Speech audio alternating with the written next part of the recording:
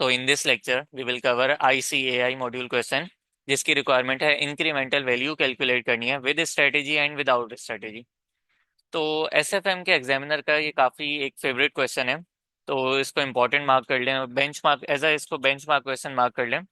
क्योंकि पास एग्जाम में इसकी मल्टीपल टाइम टेस्टिंग हो चुकी हुई है, तो एग्जामिनर दोबारा भी इसको टेस्ट कर सकता है।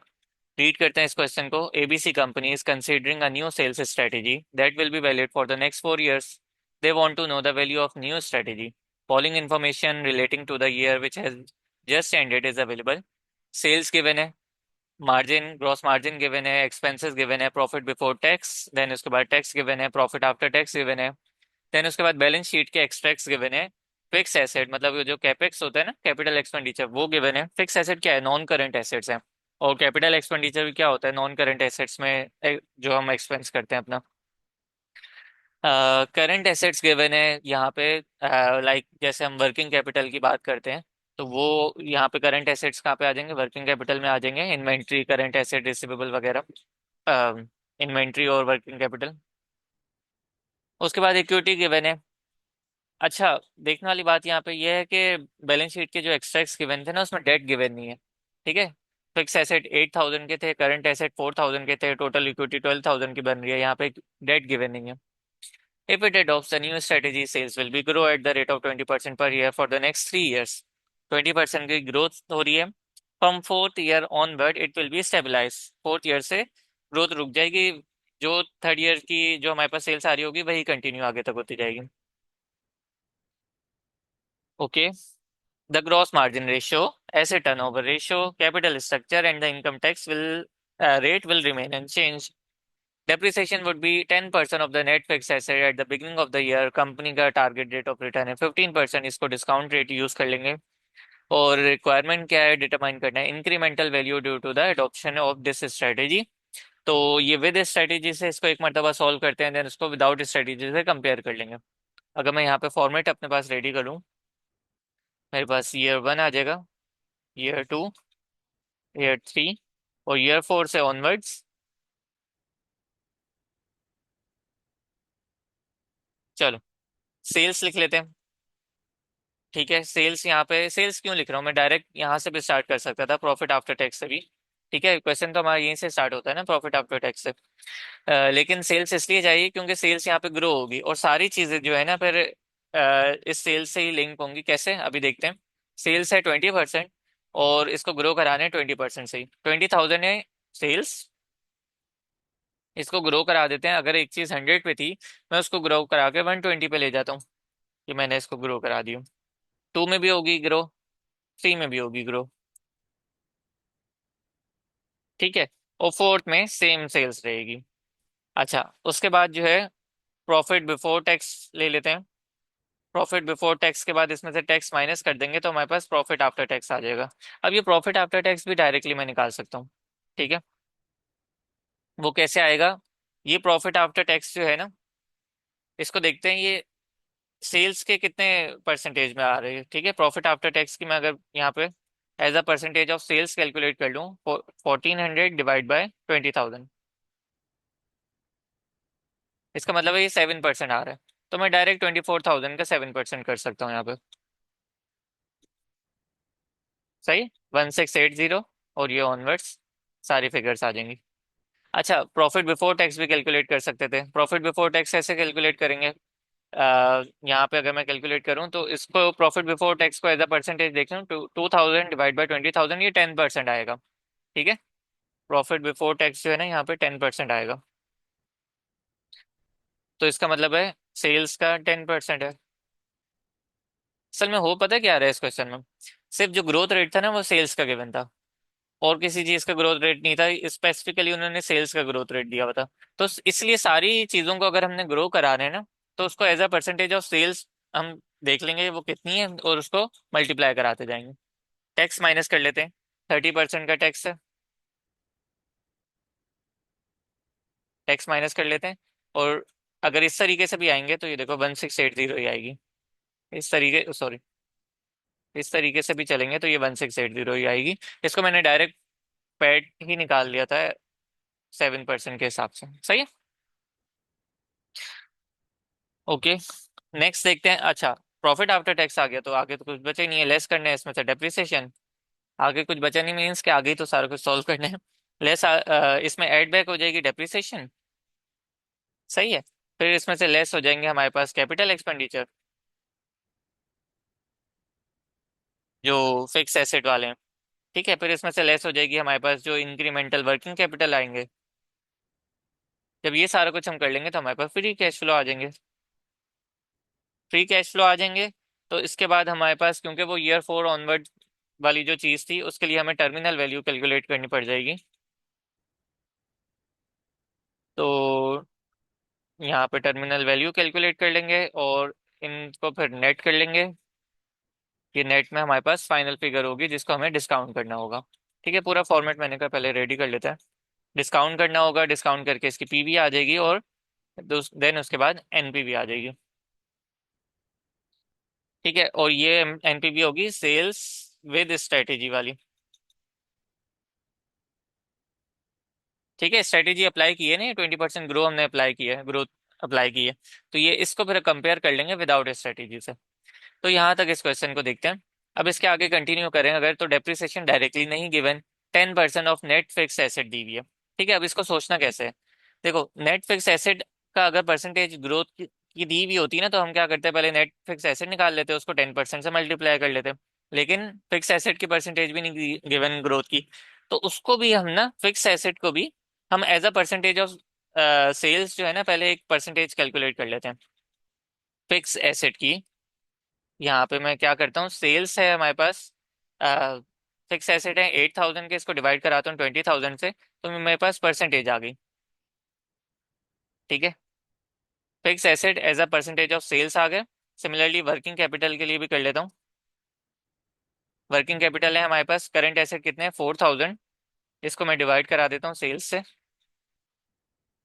ठीक है, तो ये दोनों फिगर्स, ये एज अ 20% ऑफ सेल्स है। सिंपल हो गया। अगर यहाँ पे हम वर्किंग कर लेते हैं फिक्स एसेट की,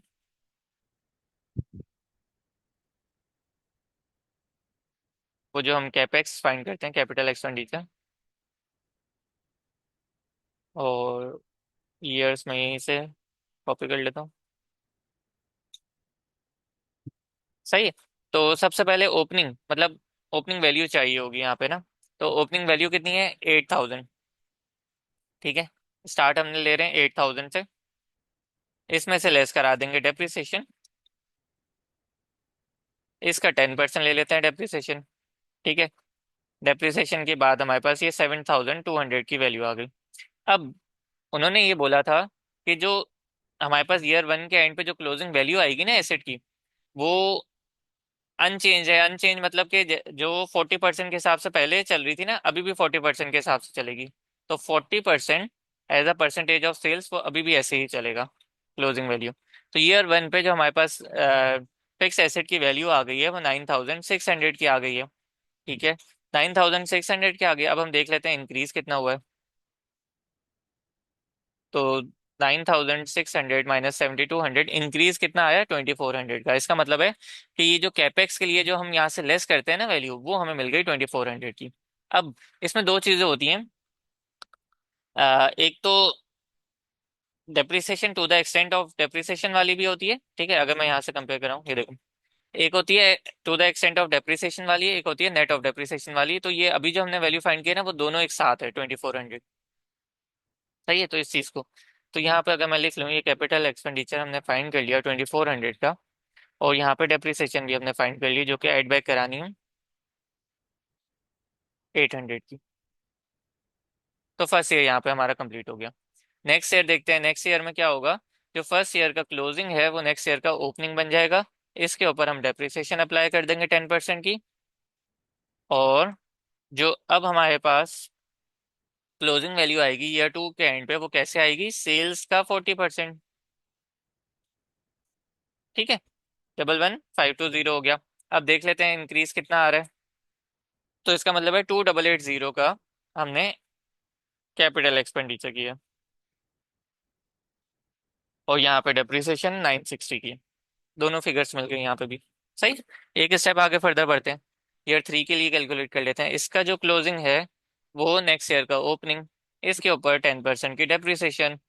डेप्रिसिएशन के बाद इसको नेट कर लेते हैं। सही है।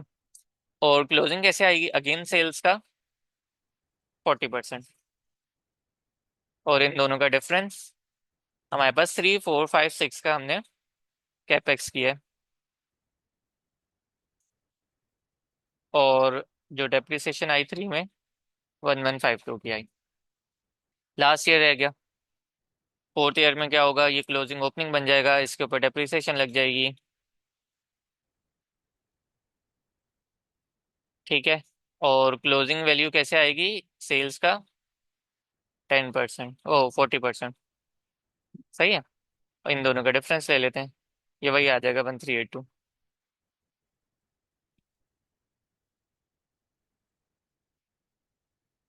और 1382 की डेप्रिसिएशन। ठीक है। ये ऐड हो रही है, लेस हो रही है, इसका मतलब है जितनी डेप्रिसिएशन थी उतना ही हमारा कैपिटल एक्सपेंडिचर हो रहा है। खैर, आगे बढ़ते हैं। ये हमने क्या करा, फिक्स एसेट की वर्किंग कर ली अपने पास।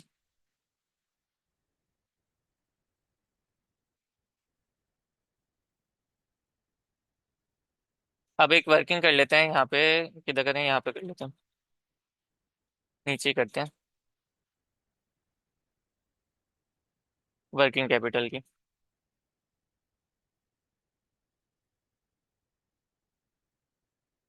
क्वेश्चन में जो वर्ड था वही यूज करते हैं, करंट एसेट्स।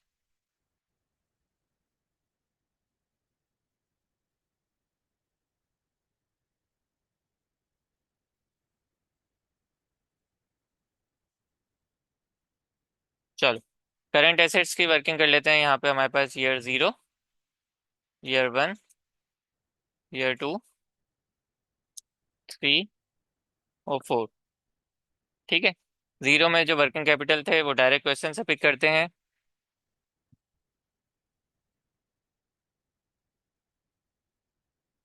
अच्छा, करंट एसेट्स थे हमारे पास 4000 के, और हमने लेके कैसे चलना है इसको, as a percentage of sales. तो करंट ईयर की जो सेल्स थी वो हमारे पास कितनी है, 20,000। फिर ये सारी सेल्स ग्रो होनी थी, ये ऊपर भी हमने की हुई है, 24 28, ये सारी फिगर्स यहाँ पे आ जाएंगी, तो यहीं पे मैं ग्रोथ फैक्टर लगा देता हूँ दोबारा से, 120%। सही है। ये आ गया, ये वर्किंग कैपिटल आ गया। अब देखते हैं रिक्वायरमेंट कितनी है। डिफरेंस पहले निकाल लेते हैं इसका, फिर रिक्वायरमेंट भी निकाल लेंगे। तो डिफरेंस आ रहा है 4000 से इंक्रीज हो रही है, ये इंक्रीज हो गया ना। ठीक है। जब इंक्रीज हमारे पास आ गया,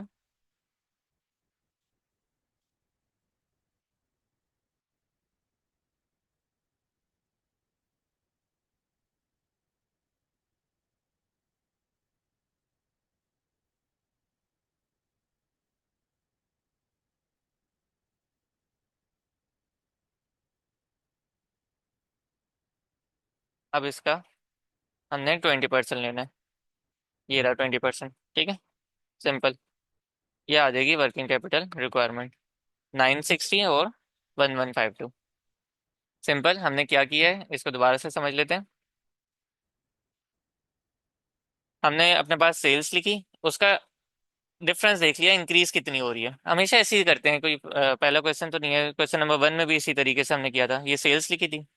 ठीक है, उन सेल्स का एडिशनल चेक कर लिया था कि एडिशन कितना हो रहा है सेल्स में हर ईयर गुजरते हुए, और उसके ऊपर परसेंटेज अप्लाई करके वर्किंग कैपिटल निकाल लिया था। इसी तरीके से इधर भी ऐसे ही हो रहा है। हमने सेल्स लिख ली ग्रोइंग, उसको देख लिया कि उनका डिफरेंस कितना आ रहा है हर ईयर में, कितने से इंक्रीज हो रही है, और जो जितने से भी इंक्रीज हो रही है उतने का हमने इसके ऊपर परसेंटेज अप्लाई करके वर्किंग कैपिटल निकाल लिया। जब हमारे पास वर्किंग कैपिटल भी आ गया, इंक्रीज इन वर्किंग कैपिटल, ये यहाँ से सारी अमाउंट्स माइनस हो जाएंगी, 960, 1152। ये हम अपनी मेन वर्किंग में ले आए। सही है। अब फ्री कैश फ्लो फाइंड कर लेते हैं। ये आ गया हमारे पास free cash flow. Free cash flow आ गए तो टर्मिनल वैल्यू भी फाइंड कर लेते हैं। टर्मिनल वैल्यू के लिए पूरा क्वेश्चन हमने रीड किया है, ग्रोथ रेट नहीं गिवन है। ठीक है, ये जो ग्रोथ रेट है ना, ये अगेन सेल्स का है, जब भी तो हमें सारा कुछ परसेंटेज ऑफ सेल्स कैलकुलेट करना पड़ रहा है। ठीक है। अलग से कोई स्पेसिफिकली अलग से ग्रोथ रेट गिवन होता ना, तो यहाँ पे वो अप्लाई होता। ठीक है। फॉर्मूला क्या हम अप्लाई करते हैं, फ्री कैश फ्लो इंटू 1 + जी करते थे। ठीक है, अपॉन के या वैक माइनस जी कर देते थे। सही है, इस तरीके से करते थे ना। तो ये फ्री कैश फ्लो के साथ जो कैश फ्लो के साथ जो वन प्लस जी करते थे ना हम लोग, यहाँ पे जी गिवन नहीं है। ठीक है। तो इसका मतलब है कि ये 2419 को डिवाइड बाय के ही कर देंगे, क्योंकि नीचे भी जो जी आ रहा है वो भी तो गिवन नहीं है ना। के ही यहाँ पे जो कॉस्ट ऑफ कैपिटल यूज हो रहा है वो है 15% का। सिंपल, इसको ऐसे कर देंगे 16128। ठीक है, 16128। अब इन सारी फिगर्स को नेट कर लेते हैं।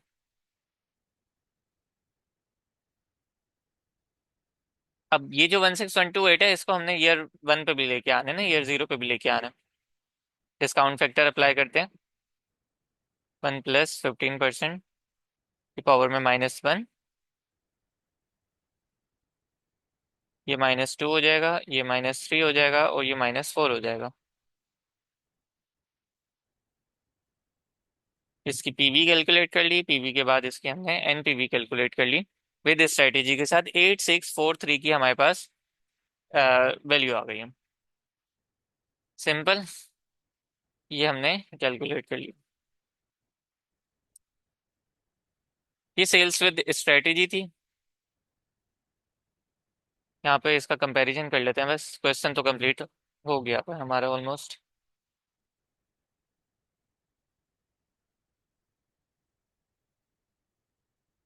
ये अभी हमने कैलकुलेट करी 8643 की।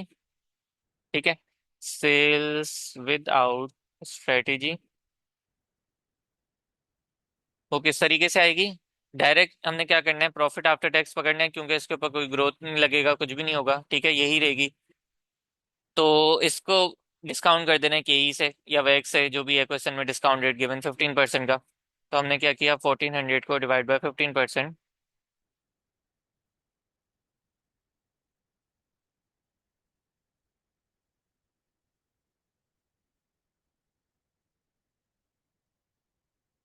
इन दोनों का देख लेते हैं। इंक्रीमेंटल वैल्यू हमारे पास कितने की आ रही है, 690 की, 0.02।